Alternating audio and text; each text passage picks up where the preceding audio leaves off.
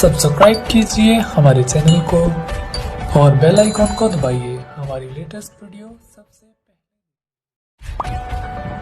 Subscribe कीजिए हमारे channel को और बेल आइकॉन को दबाइए हमारी लेटेस्ट वीडियो सबसे पहले। हाय डियर स्टूडेंट, स्वागत है आप सभी लोगों का आपके अपने YouTube channel HKG English learning classes में। स्टूडेंट, जैसा कि हम सभी लोग इस समय टेंस के बारे में स्टडी कर रहे हैं और पास्ट परफेक्ट टेंस के प्रकार जो होते हैं उसमें हम लोग आज एक नए टेंस के बारे में पढ़ेंगे जिसका नाम है पास्ट परफेक्ट टेंस। तो चलिए शुरुआत करते हैं पास्ट परफेक्ट टेंस के बारे में। तो स्टूडेंट, एक बात और कहना है, अभी तक अगर आपने इस चैनल को सब्सक्राइब नहीं किया है तो प्लीज़ सब्सक्राइब करें और ज़्यादा से ज़्यादा लोगों में इसको शेयर करें ताकि अन्य स्टूडेंट भी इस चीज़ का फ़ायदा उठा सकें और सभी लोगों को नए तरीके से अंग्रेजी सीखने का आसान भाषा में मौका मिल सके। तो चलिए शुरुआत करते हैं पास्ट परफेक्ट टेंस में क्या क्या विशेषताएं होती हैं, किन किन बातों का हमें इसमें ध्यान देना होता है, इसके बारे में हम सभी लोग आज इस टेंस में पढ़ेंगे।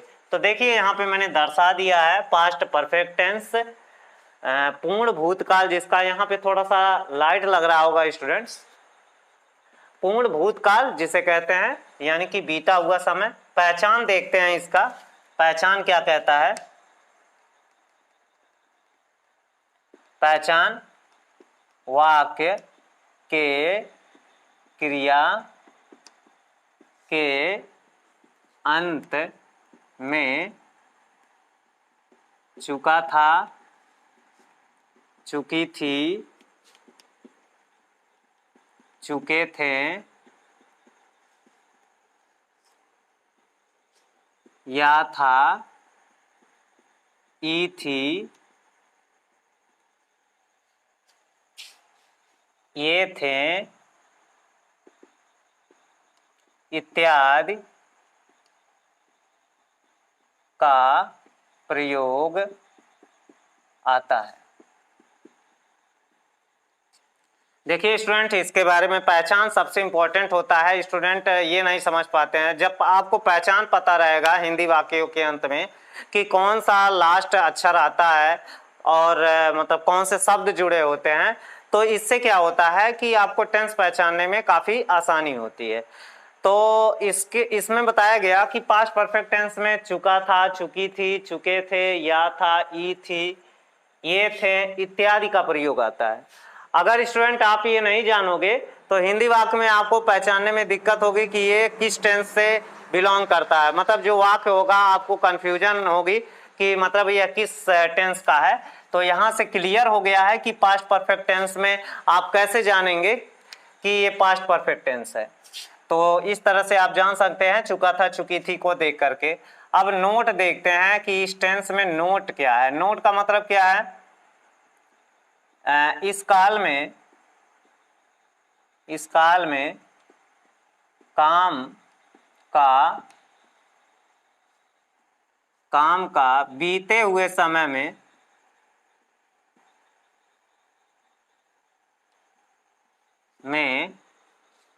पूर्ण होना पाया जाता है।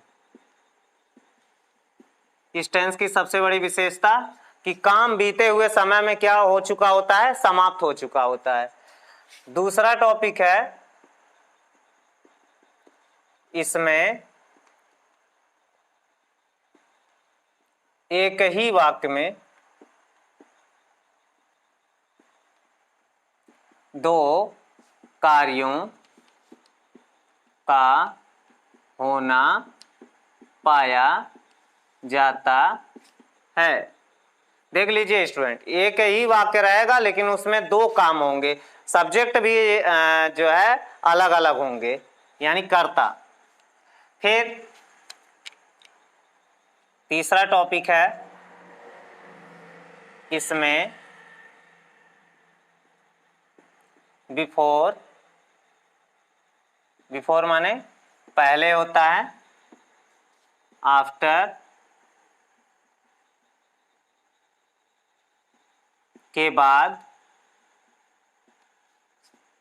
यहां से पहले कर दे रहा हूं, आने के पहले या से पहले के बाद, फिर आता है ऑलरेडी, ऑलरेडी मीन्स पहले ही। फिर आता है आपका टिल, TILL, टिल माने होता है तक। इस बात का ध्यान देंगे कि इस टेंस में बिफोर, आफ्टर, ऑलरेडी और टिल का प्रयोग आता है, का प्रयोग आता है। फिर अगला टॉपिक है चौथा नंबर। ध्यान देंगे, जो स्टूडेंट इसे ध्यान से इस वीडियो को देख लिया तो उसे फिर कहीं दूसरे वीडियो को या दूसरे चैनल को देखने की जरूरत नहीं है, वो इसी चैनल से अंग्रेजी ज्यादा से ज्यादा सीख सकता है। और देखिए स्टूडेंट, मैं आपको पढ़ा रहा हूं, मैंने सेल्फ स्टडी करके ये सारा चीज सीखा है, तो आपको पढ़ाया जा रहा है तो आप यहां से काफी कुछ सीख सकते हो, ठीक है। और चौथा नंबर है इसका कि इसमें जो हेल्पिंग वर्ब होती है वह हेल्पिंग वर्ब हैड एवं डिड का प्रयोग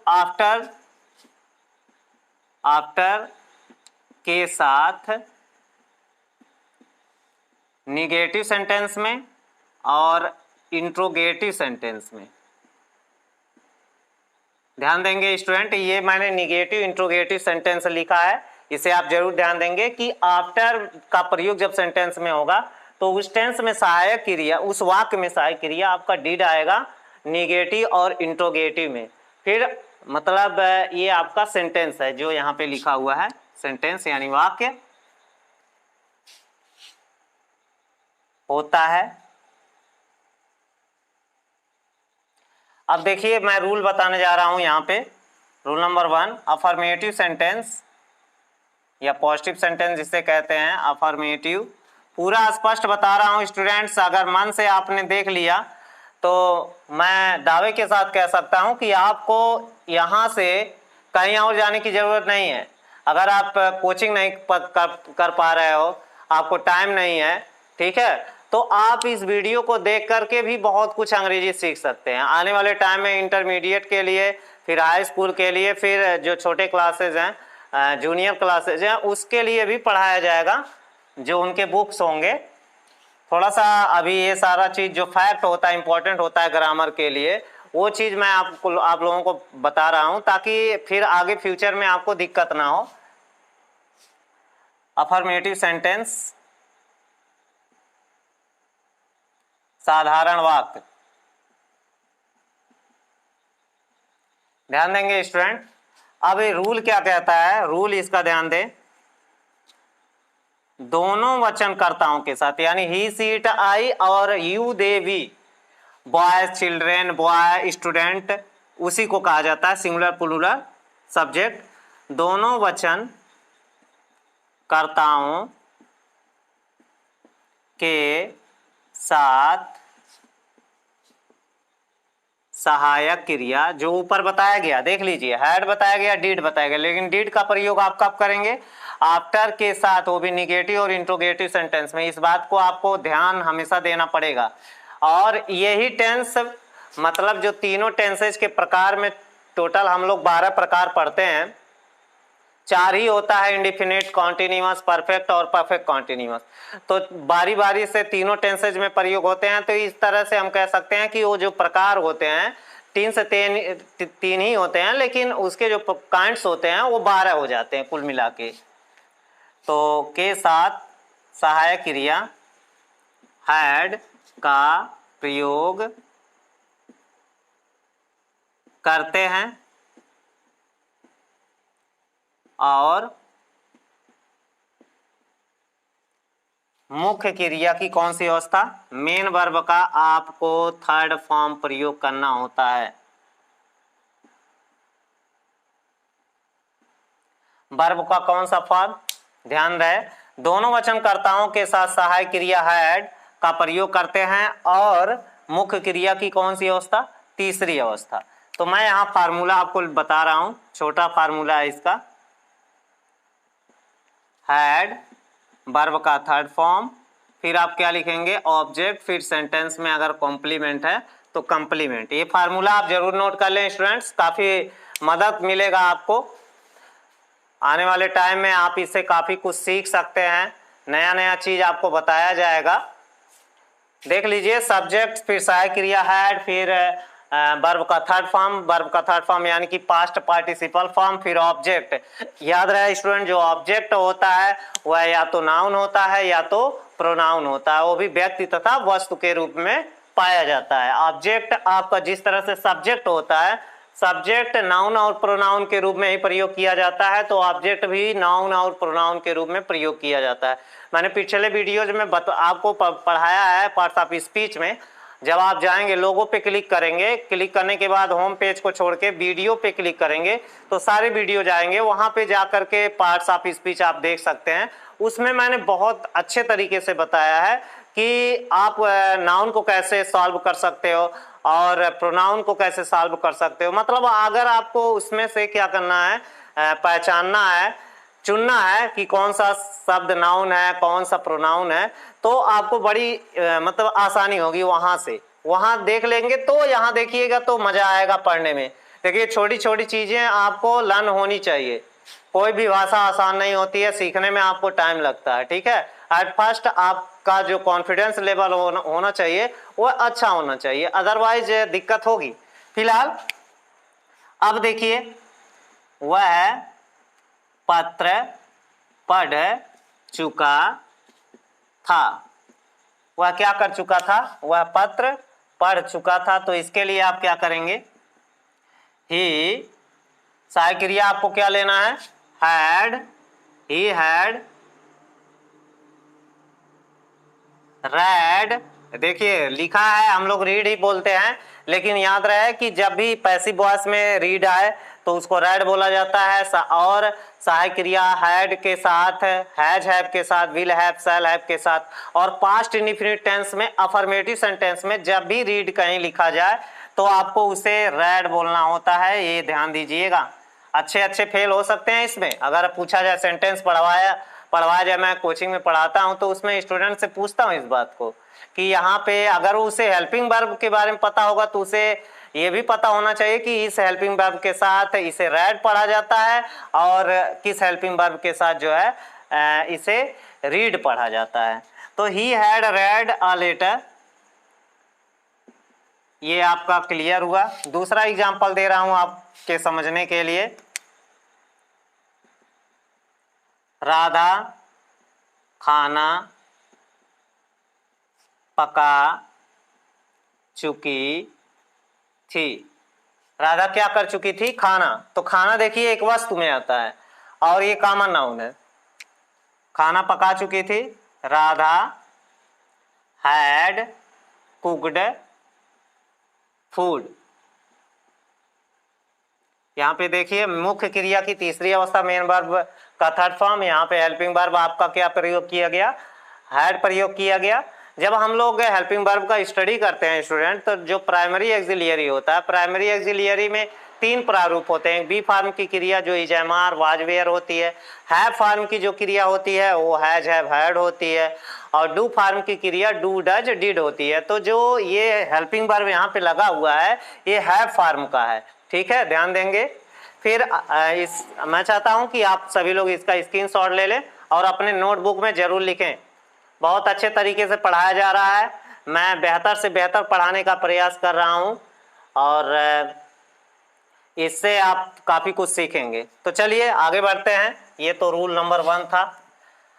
पास्ट टेंस के बारे में, माने पास्ट परफेक्ट टेंस के बारे में क्या क्या मुख्य बातें हैं इसके बारे में आपको बताया गया कि इसमें बिफोर, आफ्टर, ऑलरेडी, टिल का प्रयोग होता है। ये सभी एडवर्ब कहलाते हैं स्टूडेंट्स। और बिफोर आफ्टर का प्रयोग आप कैसे करेंगे? कंटिन्यू इस चैनल के साथ बने रहें तो आपको काफी कुछ नया मिलेगा स्टूडेंट्स आने वाले टाइम में। हाँ, एक सूचना देना है सभी स्टूडेंट को। सूचना इस बात का है कि मैं नेक्स्ट महीने से जो है आप लोगों को लाइव पढ़ाऊंगा। उसके लिए जो है आपको मैं अपना व्हाट्सएप नंबर दे दूंगा, उस पर आपको मुझसे संपर्क करना होगा और उसमें आपका हाई स्कूल और इंटरमीडिएट का जो कोर्स है वह शाम 7 बजे से 8 और 8 से 9 बजे तक पढ़ाया जाएगा। तो जो स्टूडेंट इच्छुक होंगे ऑनलाइन पढ़ने के लिए, तो मैं उनको ऑनलाइन भी एजुकेशन दूंगा। आप लाइव क्लास भी देख सकते हैं। अगले महीने से आपको मतलब इसके लिए मिलेगा सुविधा, और क्या उसके रूल्स और रेगुलेशंस होंगे वो आपको फ्यूचर में बताया जाएगा। रूल नंबर 2 देखिए स्टूडेंट्स, रूल नंबर 2 क्या कह रहा है, यदि वाक्य में के पहले या से पहले, के पहले या से पहले आया हो तो उसके बाद के वाक्य को पास्ट परफेक्ट टेंस में तथा शुरू के वाक्य को पास्ट इंडेफिनिट टेंस में अनुवाद करते हैं। इससे पहले आप लोगों को बताया गया कि इसमें एक ही वाक्य में साथ साथ दो कार्यों का होना पाया जाता है। आप लोगों को बताया गया इसके बारे में। पास्ट परफेक्ट टेंस में कौन सा सेंटेंस बनाएंगे और पास्ट इंडेफिनिट टेंस में कौन सा सेंटेंस बनाएंगे, इस बात का आप ध्यान देंगे स्टूडेंट्स। जैसे कि देखिए पास्ट परफेक्ट टेंस और पास्ट इंडेफिनिट टेंस कैसे आप अनुवाद करेंगे, मैं इसको बता रहा हूं। देखिए यहाँ पे मैं फार्मूला दे रहा हूँ, सब्जेक्ट फिर हैड, फिर वर्ब का आप थर्ड फॉर्म प्रयोग करेंगे, फिर ऑब्जेक्ट का प्रयोग करेंगे, फिर बिफोर आपका आएगा जो कि एक एडवर्ब है, प्रीपोजिशन भी प्रयोग होता है बिफोर, फिर आप सब्जेक्ट प्रयोग करेंगे, फिर ये देखिए पास्ट इंडेफिनिट यही है आपका, फिर आपका ऑब्जेक्ट या कंप्लीमेंट बाद में कंप्लीमेंट कर सकते हैं। ठीक है, मैं बार बार कंप्लीमेंट नहीं लिख रहा हूँ, इस बात का आप ध्यान देंगे। बचे हुए शब्द जो भी प्रयोग किए जाते हैं सेंटेंस में, दे आर कॉल्ड कंप्लीमेंट। अब देखिए कहा है एक ही वाक्य में दो कार्यों का होना पाया जाता है। जैसे उदाहरण है समझते हैं, रामू के स्कूल जाने से पहले चपरासी घंटी नहीं, रामू के यहाँ स्कूल पहुंचने कर दें, रामू के स्कूल पहुंचने से पहले चपरासी घंटी बजा चुका था। अब क्या बताया गया, ऊपर आप ध्यान देंगे, ऊपर लिखा है यदि वाक्य में के पहले या से पहले आया हो तो उसके बाद के वाक्य को, यानी कि से पहले यहाँ पे लिखा हुआ है और से पहले के बाद का वाक्य यही है। पास्ट इंडेफिनिट सबसे डिफिकल्ट होता है स्टूडेंट, अगर आपने इसको सीख लिया तो सारे टेंस को आप बना लोगे, सारे सेंटेंस के वाक्य को आप ट्रांसलेट कर लोगे। तो मैं चाहता हूं कि इसको आप पूरे ध्यान से देखें भाई, डिफिकल्ट है, और जिसको टेंस नहीं आएगा वो अंग्रेजी में सही ना तो बोल पाएगा ना सही तरीके से किसी भी किताब के अर्थ को समझ पाएगा। चपरासी घंटी बजा चुका था, कौन घंटी बजा चुका था? चपरासी, यानी कि घंटी बजाने का काम पहले समाप्त हुआ।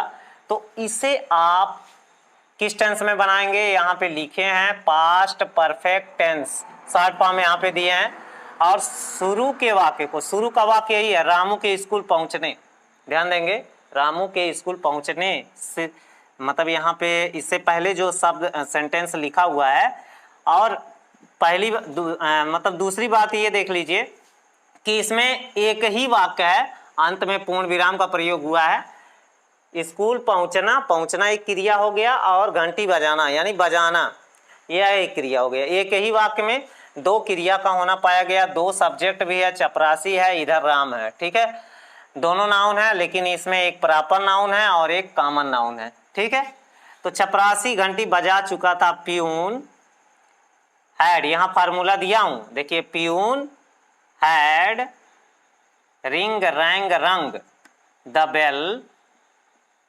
क्रिया का थर्ड फॉर्म प्रयोग हुआ स्टूडेंट। देखिए ऑब्जेक्ट में आपका वेल हो गया, फिर बिफोर का प्रयोग करेंगे आप, बिफोर, अब आया फिर सब्जेक्ट आ गया, सब्जेक्ट कौन है, रामू, रामू। अब क्या है, स्कूल पहुंचना, क्रिया का सेकंड फॉर्म प्रयोग करेंगे, रीच का सेकंड फॉर्म, रीच्ड टू कहां, स्कूल।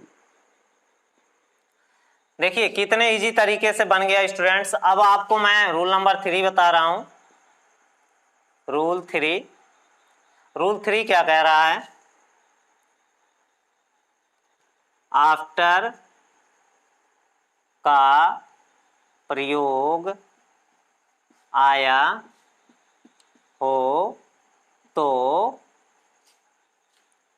बिफोर के फॉर्मूला का उल्टा कर देते हैं। क्या बताया गया, यहां पे अगर सेंटेंस में क्या आया हो, आफ्टर, बनाएंगे आप दाहिने तरफ का ही, आफ्टर का प्रयोग आया हो तो बिफोर के फार्मूला का उल्टा, यानी कि बिफोर का फार्मूला ये है, यहाँ सब्जेक्ट है, हैड है, वर्ब थर्ड फॉर्म, फिर ऑब्जेक्ट है, इसलिए सामने है तो मैं छोटा समझा रहा हूं आप लोगों को, सामने है तो समझ लीजिए, बिफोर फिर सब्जेक्ट फिर वर्ब सेकंड फॉर्म फिर ऑब्जेक्ट। अब इधर वाला इधर हो जाएगा और उधर वाला इधर आ जाएगा, यानी कि यक्स की तरह। अब क्या करेंगे, सब्जेक्ट हैड, सॉरी हैड नहीं लगेगा, सब्जेक्ट वर्ब सेकंड फॉर्म, देखिए फिर आपका ऑब्जेक्ट आ गया, फिर आफ्टर आया जहां बिफोर है, फिर आप सब्जेक्ट लिखोगे, ये वाला सिस्टम ये इधर आ जाएगा, सब्जेक्ट फिर हैड फिर वर्ब का थर्ड फॉर्म फिर आपका ऑब्जेक्ट। देखिए कितना इजी है स्टूडेंट समझना। रामू, अच्छा रामू छोड़िए, तुम्हारे यहाँ आने के बाद गीता आई थी। कौन आया था, गीता आई थी। ये वाला सेंटेंस आपको पास्ट इंडिफिनिट टेंस में बनाना है। अगर इसी में बिफोर होता यानी कि से पहले होता तो ये ऊपर वाला फार्मूला प्रयोग होता, लेकिन अब क्या करेंगे, गीता आई थी, सब्जेक्ट कौन हो गया आपका, गीता हो गई, गीता, कम का सेकंड फॉर्म आप क्या लिखेंगे, केम, गीता केम। अब देखिए ऑब्जेक्ट में कुछ नहीं है, कंप्लीमेंट में कोई शब्द इस सेंटेंस में नहीं है, यहाँ पे देखिए इसमें दो काम हो रहा है, एक आना है यहाँ भी आना है, ठीक है। गीता केम आफ्टर, आफ्टर फिर तुम्हारे यहाँ आने के बाद, यू, यू के साथ देख लीजिए यहाँ पे फिर सहायक क्रिया हैड, कम केम कम, ये क्रिया का थर्ड फॉर्म है। इस तरह से स्टूडेंट आफ्टर और बिफोर के नियम को जो है सॉल्व करते हैं। फिर आगे बढ़ते हैं, रूल नंबर 3, रूल नंबर 3 क्या कहता है, ऑलरेडी,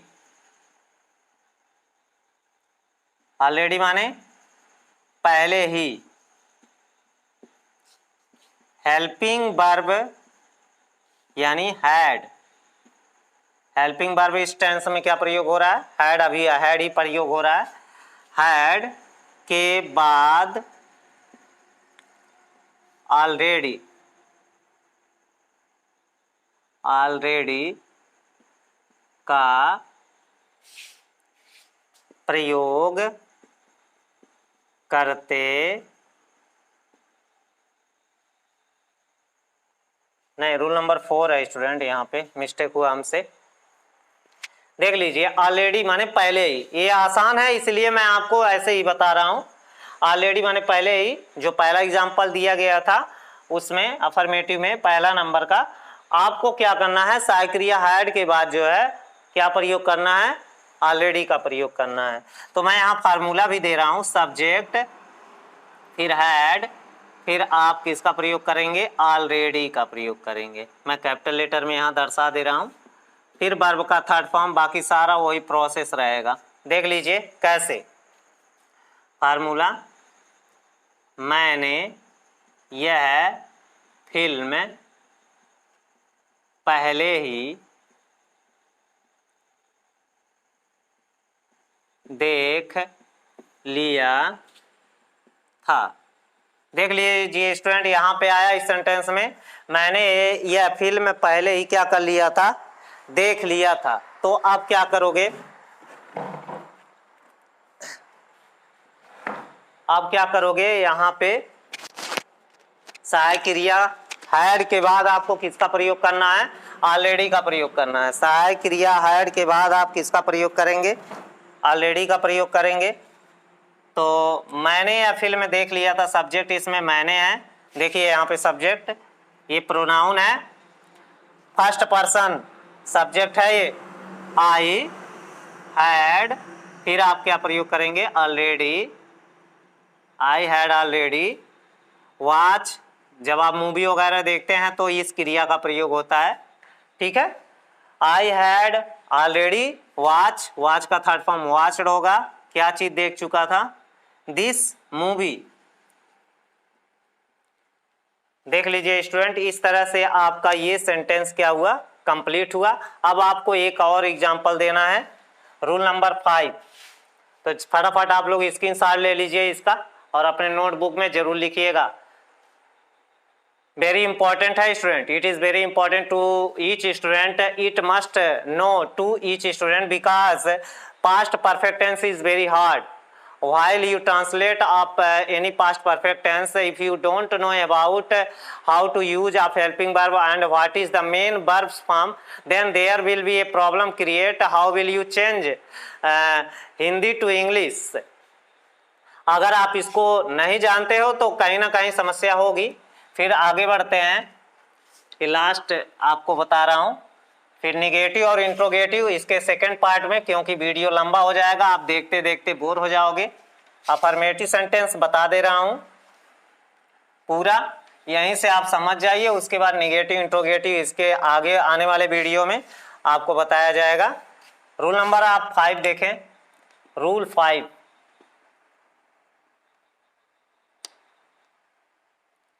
रूल 5, तक, तक का प्रयोग, यानी तक का मीनिंग क्या होता है, टिल होता है, मतलब टिल माने तक होता है। ऑब्जेक्ट या कॉम्प्लीमेंट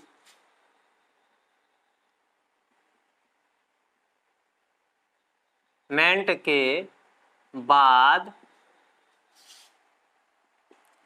टिल, फिर समय का प्रयोग करते हैं। देख लीजिए स्टूडेंट, क्या बताया गया कि अगर वाक्य में क्या आया हो, तक आया हो, तो आप उसके लिए टिल का प्रयोग करेंगे। वो भी कहाँ करेंगे, अगर वाक्य में ऑब्जेक्ट आया है तो ऑब्जेक्ट के बाद, अगर कंप्लीमेंट आया है तो कंप्लीमेंट, यानी कि sentence at last of the sentence आपको इसका प्रयोग करना रहेगा। फिर यहाँ फार्मूला दे रहा हूँ, सब्जेक्ट हैड, फिर वर्ब का कौन सा फॉर्म, थर्ड फॉर्म, फिर ऑब्जेक्ट, फिर कंप्लीमेंट, फिर आपको लगाना है टिल। ये ध्यान देंगे, टिल मैं कैपिटल लिख रहा हूं तो आपको समझने के लिए। फिर आप किसका प्रयोग करेंगे, टाइम का प्रयोग करेंगे। अब यहां से अगर आप नहीं समझ पाएंगे तो कहीं नहीं समझ पाएंगे स्टूडेंट, जान लीजिए। जैसे वह शाम तक यहां, इससे पहले इरेज कर दूं, 1 मिनट स्टूडेंट्स।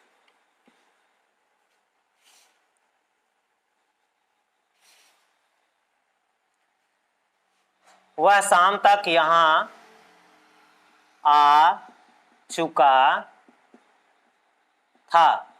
कब तक आ चुका था, शाम तक। कौन आ चुका था, वह। तो आप लिखेंगे he had come, came, come, third form आपका कम ही होगा। ही हैड कम कहाँ, हियर, ऑब्जेक्ट में हियर होगा, लेकिन ऑब्जेक्ट हियर है नहीं, ये कॉम्प्लीमेंट है, ठीक है, ये ध्यान देंगे। कॉम्प्लीमेंट जब मैं शॉर्ट में लिखता हूं तो COM के बाद आपको बिंदी लगाना पड़ेगा, पॉइंट रख दीजिएगा, इससे पता चल जाएगा कि वो शॉर्ट में लिखा हुआ है। He had come here till, till माने तक, पास्ट परफेक्ट टेंस में तक की अंग्रेजी टिल का प्रयोग होता है, टिल इवनिंग। फिर एक उदाहरण और दे रहा हूं, महिमा सोमवार तक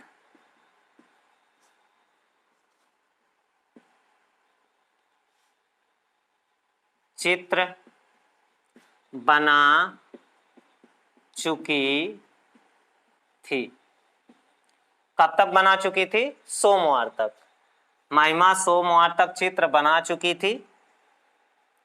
महिमा हैड, देख लीजिए, महिमा आपका सब्जेक्ट हो गया, फिर सहायक क्रिया हैड हो गया, फिर बनाने का मेक का थर्ड फॉर्म मेड होता है, मेड अ पिक्चर, क्या कब तक बना चुकी थी? ऑब्जेक्ट में आपका एक पिक्चर हो गया, टिल मंडे। तो स्टूडेंट्स, ये आपका पूरा अफर्मेटिव सेंटेंस का रूल था जो आप लोगों को बताया गया। आशा करते हैं कि आप सभी लोगों को समझ में आया होगा।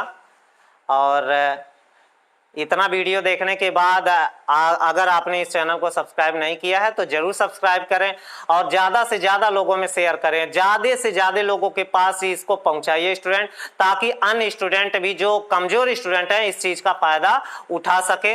और इस चैनल से आप लोग काफ़ी कुछ सीख रहे होंगे और मैं चाहता हूं कि आप सभी लोग इसे ज़्यादा से ज़्यादा यूज करें, और जितना आप यूज करोगे उतना ही आपको अंग्रेजी सीखने का अवसर मिलेगा। मतलब अगर आप ट्राई कर रहे हो और कंटिन्यू इस वीडियो को, इस चैनल को यूज कर रहे हो, आप फालतू टाइम जो मोबाइल पे आप दे रहे हो, जैसे फेसबुक हो गया, आपका व्हाट्सएप हो गया, ट्विटर हो गया, इंस्टाग्राम हो गया, ठीक है, तो टेलीग्राम हो गया, तो अगर आप उस पे टाइम दे रहे हो तो स्टूडेंट ये आपके लिए नहीं है, ये उनके लिए है जो जिंदगी में कुछ बनना चाहते हैं, कुछ करना चाहते हैं, कुछ एम है उनका। और विदाउट एम आप क्या करोगे पढ़ करके? केवल इंग्लिश इसलिए ना सीखिए कि आपको केवल नॉलेज हो, इंग्लिश आप इसलिए सीखिए कि ताकि आने वाले टाइम में आप उसकी सहायता से किसी अन्य विषय को भी मतलब मजबूत कर सके। BSc करने वाले स्टूडेंट का इंग्लिश मजबूत होना चाहिए, बीटेक करने वाले का स्टूडेंट का इंग्लिश मजबूत होना चाहिए, डॉक्टरी का मतलब है, अगर आप डॉक्टरी लाइन करना चाह रहे हो तो उसमें भी आपको इंग्लिश की आवश्यकता पड़ेगी। इंजीनियर बनना चाहते हो, IIT करना चाहते हो तो उसमें भी आपका इंग्लिश होना चाहिए। और जब तक आपका अंग्रेजी मजबूत नहीं रहेगा तो बताइए आप सीख पाओगे? कुछ भी नहीं सीख पाओगे। आपको देखिए होता क्या है कि जब लोकल से स्टूडेंट कहीं जहां कहीं भी जाता है और एक बड़े लेवल की पढ़ाई करता है तो कहीं ना कहीं इंग्लिश उसके लिए सबसे बड़ा प्रॉब्लम क्रिएट करती है। तो मैं चाहता हूं कि स्टूडेंट इसे आप कंटिन्यू देखिए और काफी कुछ सीखिए, आने वाले टाइम में इसकी काफी आवश्यकता पड़ेगी आपको। तो चलिए शुरुआत करते हैं। इस समय हम लोग पास्ट परफेक्ट टेंस के बारे में, इससे पहले जो है अफर्मेटिव सेंटेंस के बारे में पढ़ा कि कैसे किस तरह से उस सेंटेंस में आफ्टर और बिफोर का प्रयोग किया जाता है, ऑलरेडी का प्रयोग किया जाता है, टिल का प्रयोग किया जाता है। इस टेंस में फिर से हम रिपीट कर दे रहे हैं, इस टेंस में दोनों वचनकर्ताओं के साथ सहायक क्रिया हैड का प्रयोग करते हैं और इसमें डिड का भी प्रयोग होता है। जो निगेटिव सेंटेंस से शुरू होगा वो भी आफ्टर के साथ। तो चलिए बिना देर किए शुरुआत करते हैं स्टूडेंट पास्ट परफेक्ट टेंस के निगेटिव सेंटेंस को। रूल देखते हैं। रूल फर्स्ट है, सभी वचन, सभी क्या, दोनों वचन, अंग्रेजी में 2 ही नंबर होता है, दोनों वचन कर्ताओं के साथ सहायक क्रिया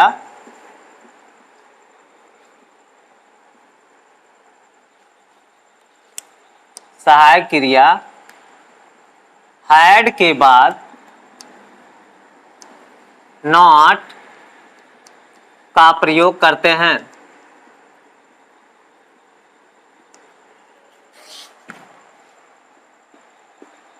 क्लियर है स्टूडेंट? एक फार्मूला लिखेंगे इसके लिए, ध्यान देंगे आप सभी लोग। सब्जेक्ट हैड, हैड के बाद आपको क्या लगाना है? नॉट।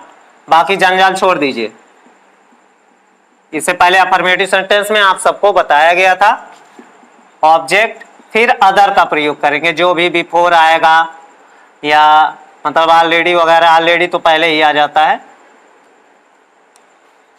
देखिए पहला उदाहरण दे रहा हूं। रीमा अपना पाठ नहीं याद कर चुकी थी। देखिए स्टूडेंट, यहां पे दिया गया है रीमा अपना पाठ याद नहीं कर चुकी थी। तो आप क्या करोगे? सब्जेक्ट कौन है? रीमा। रीमा, फिर हेल्पिंग वर्ब हैड, उसके बाद आपको नॉट का प्रयोग करना है। ये यहाँ पे नॉट एडवर्ब का कार्य कर रहा है, ठीक है।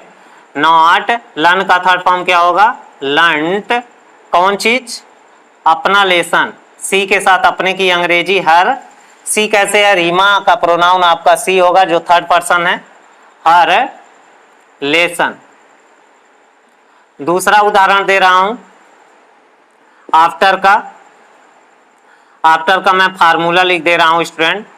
सब्जेक्ट डिड नॉट, फिर वर्ब का फर्स्ट फॉर्म, याद रहे पास्ट इंडेफिनिट में डिड नॉट के साथ वर्ब फर्स्ट फॉर्म होता है। बाकी आफ्टर वाला, सॉरी बिफोर वाला, ऑलरेडी वाला, टिल वाले सेंटेंस में आपका हेल्पिंग वर्ब हैड ही प्रयोग होता है। तो हैड के बाद आपको लगाना क्या है? नॉट का प्रयोग करना है। ध्यान रखेंगे कि अगर सेंटेंस में ऑलरेडी और टिल आया है और बिफोर आया है तो उस सेंटेंस में आपका हेल्पिंग वर्ब हैड प्रयोग होगा। लेकिन उस सेंटेंस में अगर आफ्टर का प्रयोग हुआ है और उसमें निगेटिव या इंट्रोगेटिव आया है तो सहायक क्रिया जो हेल्पिंग वर्ब होगी वो डिड प्रयोग होगी। और डिड के साथ आपको ये ध्यान देना पड़ेगा verb first form, verb first form, फिर ऑब्जेक्ट, फिर आपका सेंटेंस में आफ्टर आता है। ये केवल इसी के साथ प्रयोग होता है स्टूडेंट, ध्यान देंगे, कोई नहीं बताएगा आपको। आफ्टर, फिर सब्जेक्ट, फिर हैड, जो बिफोर के नियम का उल्टा बताया गया था, फार्मूले का उल्टा, फिर वर्ब थर्ड फॉर्म, फिर आपका आता है ऑब्जेक्ट। देखिए कितने इजी तरीके से आप लोगों को बताया जा रहा है। काफी फायदा उठा सकते हैं स्टूडेंट अगर आप कंटिन्यू इस वीडियो को, एक बार में समझ में नहीं आ रहा है तो इसे बार बार देखिए, निश्चित तौर पे आपको समझ में आएगा। मैं दावे के साथ कह सकता हूं इस चैनल से मैं आपको 100% अंग्रेजी सिखाऊंगा। अगर कंटिन्यू आपने इस वीडियो को, सारे वीडियोस को देखते रहें, जो भी नोटिफिकेशन आपको मिलता है, अगर आपने उसको कंटिन्यू देखा तो मैं एकदम 100% श्योर हूं स्टूडेंट आपको अंग्रेजी आएगा तो आएगा, ठीक है। देख लीजिए, रामू के स्कूल जाने के बाद गीता स्कूल नहीं गई थी। देख लीजिए स्टूडेंट, ये दोनों ब्रदर एंड सिस्टर हैं। रामू की स्कूल जाने के बाद गीता स्कूल नहीं गई थी। अब जब रामू चला गया तो गीता बोली हम नहीं जाएंगे, ठीक है। तो यहां पे गीता स्कूल नहीं गई थी, इस सेंटेंस को आपको पास्ट इंडेफिनिट टेंस में बनाना है। तो सब्जेक्ट यहां है, देख लीजिए आप ऐसे बनाओगे इसको। गीता स्कूल नहीं गई थी, कौन नहीं गया था? गीता। तो लिखेंगे गीता डिड नॉट, देख लीजिए सहायक क्रिया यहां पे लिखा हुआ है, Gita did not go to कहां? स्कूल। अब नंबर आया आफ्टर का। आफ्टर, सब्जेक्ट कौन है? यहां पे उल्टा हो जाएंगे आप, बनेगा दाहिने तरफ का ही, पहले उधर का बनाएंगे पास्ट इंडेफिनिट टेंस में। तो Gita did not go to school after Ramu had gone to school. देख लीजिए, क्लियर हुआ स्टूडेंट। यहाँ पे रामू के स्कूल जाने के बाद गीता स्कूल नहीं गई थी, तो इसमें आपको निगेटिव मिल रहा है, मतलब नॉट यहाँ पे आपका नहीं आया है। तो इस सेंटेंस को आप इधर इस वाले फार्मूले के हिसाब से बनाएंगे, अदरवाइज आपका सेंटेंस रॉन्ग हो जाएगा। फिर ये था निगेटिव सेंटेंस जो आपको बताया गया। फिर आगे बढ़ते हैं इंट्रोगेटिव सेंटेंस के बारे में।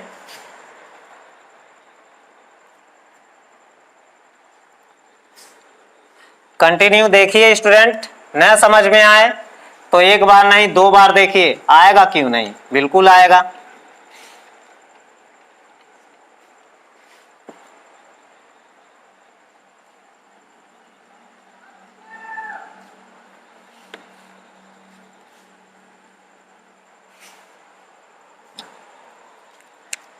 अब यहां पे देखिए student, see number interrogative sentence.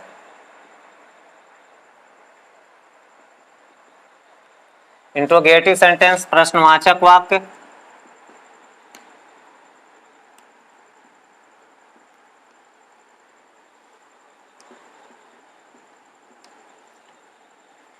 प्रश्नवाचक वाक्य रूल नंबर फर्स्ट देखते हैं स्टूडेंट। वाक्य क्या, बड़ा सावधानी बरतना पड़ेगा आपको, बी केयरफुल। वाक्य क्या शब्द से शुरू हो तो हेल्पिंग वर्ब यानी सहायक क्रिया हैड या डिड। डिड का मतलब क्या, आफ्टर वाले में, यहां मैं दर्शा दे रहा हूं आफ्टर के साथ,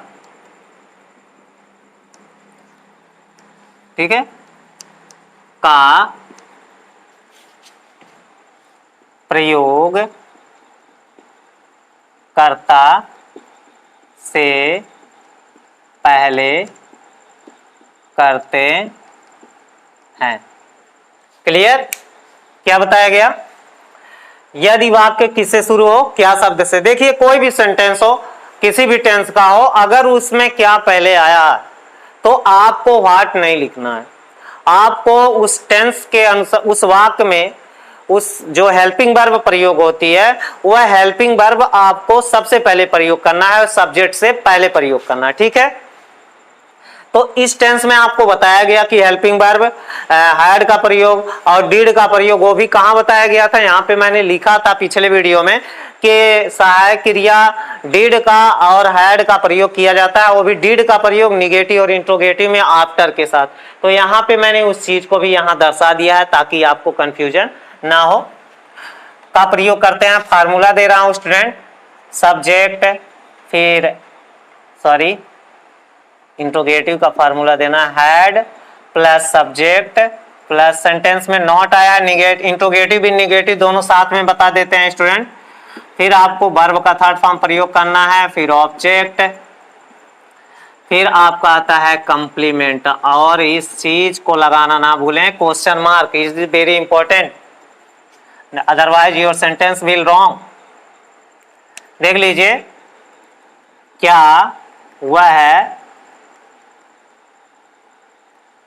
वह दोपहर तक प्रश्न हल कर चुका था। यहां पे देखिए स्टूडेंट पूछा जा रहा है क्या वह दोपहर तक, उसमें देखिए टिल का प्रयोग मैंने नहीं दर्शाया है, टिल का प्रयोग आपको लास्ट में करना है। क्या वह दोपहर तक प्रश्न हल कर चुका था, तो आपको सबसे पहले क्या लिखना है, क्या लिखना है, हैड लिखना है।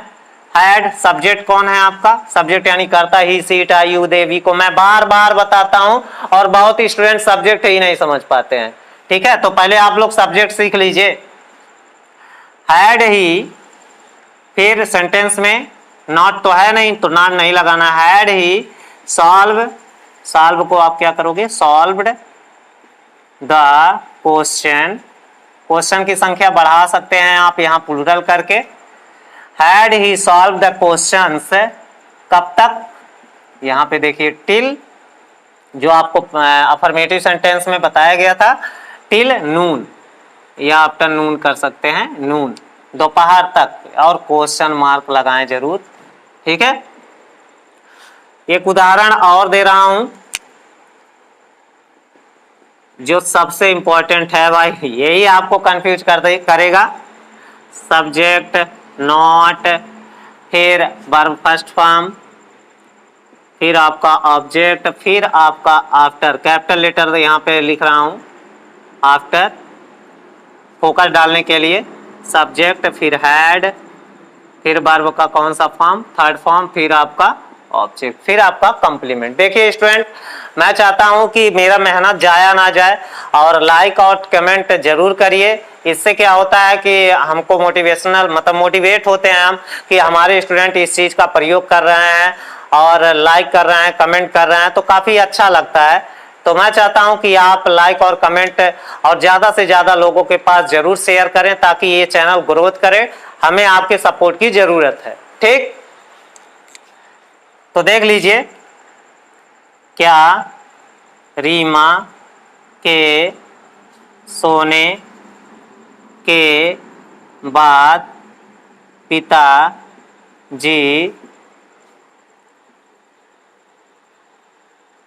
पिताजी खाना नहीं खाए थे। ध्यान देंगे स्टूडेंट, क्या बताया गया, क्या रीमा के सोने के बाद पिताजी खाना नहीं खाए थे। तो आप बिफोर के नियम का ये अपोजिट हो जाता है, बनेगा क्या, ये देखिए, ये क्या को छोड़ दीजिए, क्या को आप छोड़ दीजिए, ठीक है। रीमा के स्कूल रीमा के सोने के बाद क्या, यहाँ पे देखिए, यहाँ पे क्या है, क्या पिताजी खाना नहीं खाए थे, तो वो जो क्या है वो यहाँ पे लिख दिया गया है, ठीक है। अब क्या करोगे, सबसे पहले डिड का प्रयोग करोगे। डिड, कौन नहीं खाना खाया था, डिड फादर नॉट, नॉट हो गया, क्रिया का फर्स्ट फॉर्म इट, क्या नहीं खाए थे, फूड, रात्रि का भोजन, डिनर भी कर सकते हैं यहाँ पे। Did father not eat food after, किसके सोने के बाद, रीमा के सोने के बाद। यहाँ पे रीमा सब्जेक्ट है, रीमा, उसके बाद आप क्या प्रयोग करोगे, हैड, स्लिप का थर्ड फॉर्म सेलेक्ट होगा, क्वेश्चन मार्क। तो देखिए ये कंफ्यूजन वाला था और मैंने पूरा क्लियर करके आप लोगों को बताया स्टूडेंट, और इसे आप समझने का जरूर प्रयास करें। एक बार ना समझ में आए तो दूसरी बार जरूर, तीसरी बार, चौथी बार आप देखोगे ना तो आपको जरूर समझ में आएगा। फिर इसका आता है rule number 2। Rule number 2 question word, question word, फिर आपका helping verb had, question word, फिर हैड, फिर सब्जेक्ट, फिर नॉट, फिर वर्ब का थर्ड फॉर्म, फिर आपका ऑब्जेक्ट। ये केवल हैड वाला बताया जा रहा है स्टूडेंट। अगर आफ्टर आया है तो क्वेश्चन वर्ड जो है, क्वेश्चन वर्ड के बाद हेल्पिंग वर्ब आपका डिड का प्रयोग होगा। मैं उसे दर्शा नहीं रहा हूं। क्या तुम, क्या नहीं लगेगा, तुम शनिवार को अपना शुल्क क्यों नहीं जमा कर चुके थे। देखिए स्टूडेंट, यहाँ पे प्रश्न किया जा रहा है क्यों नहीं जमा कर चुके थे। तो सबसे पहले आप क्या प्रयोग करोगे, क्यों की मीनिंग लिखोगे, वाई, फिर हेल्पिंग वर्ब आपका had, why had you, sentence में नॉट भी है, why had you not deposit, DEPOSIT, ये होगा आपका फर्स्ट फॉर्म। अब इसको थर्ड फॉर्म में करना है क्योंकि हैड के साथ सहायक क्रिया थर्ड फॉर्म का प्रयोग होता है। सहायक क्रिया के साथ जो है मुख्य क्रिया की तीसरी अवस्था प्रयोग होती है, गलती हो गया। Why had you not deposited your, you के साथ अपने की अंग्रेजी योर प्रयोग होगी, ही के साथ हिज, और सी के साथ हर, आई के साथ माई, यू के साथ योर, दे के साथ दियर। ठीक है, वाई हैड यू, देख लीजिए यहाँ पे है, why had you not deposited your fee, कब तक है, टिल सैटरडे। देखिए स्टूडेंट, इसका आप स्क्रीनशॉट ले लीजिए जल्दी जल्दी।